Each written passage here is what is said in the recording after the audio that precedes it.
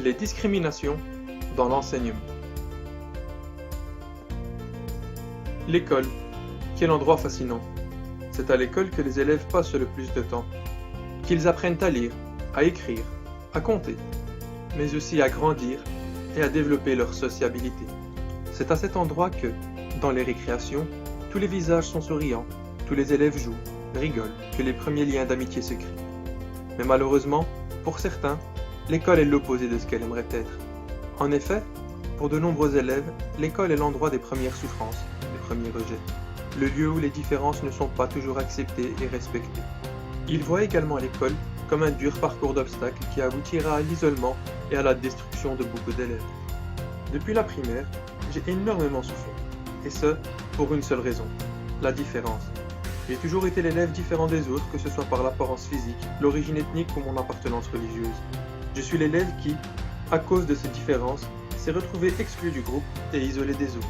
En secondaire, j'ai également subi de nombreuses injustices de la part des enseignants et des élèves, de nombreux rejets, des remarques rabaissantes et des conseils d'orientation professionnelle très stéréotypés et dans certains cas, blessants. Malgré que les enseignants étaient témoins de cela, rien n'a été fait pour arrêter cette souffrance.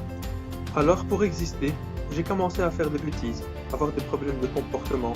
J'enchaînais les retenues. Mais malgré ces signes de SOS que je lançais à mes professeurs pour qu'ils me viennent en aide, rien n'a changé. Bien au contraire, j'avais reçu l'étiquette d'enfant sauvage. Dès le mois de septembre prochain, nous serons amenés à enseigner dans les classes secondaires, face à un public de jeunes adolescents et différents les uns des autres. Étant conscient de cette diversité, je me suis alors posé la question suivante. Que pourrais-je mettre en place dans mes classes afin que les élèves n'aient pas d'attitude discriminatoire les uns envers les autres?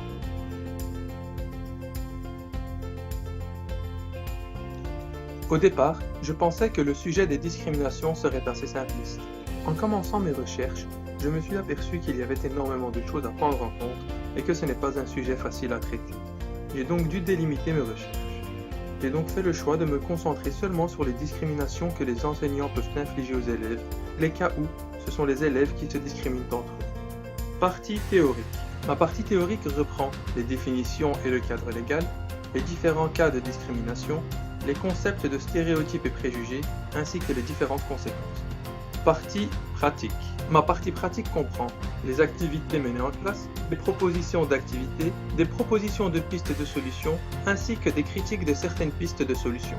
Dans le cadre de mon travail, je considère la culture comme Taylor l'a définie en 1871. Un tout complexe qui comprend le savoir, la croyance, l'art, le droit, la morale, la coutume et toutes les autres aptitudes acquises par un homme en tant que membre d'une société. Nous pouvons dès à présent passer au corps de la défense de mon travail de fin d'études. Created using Powtoon.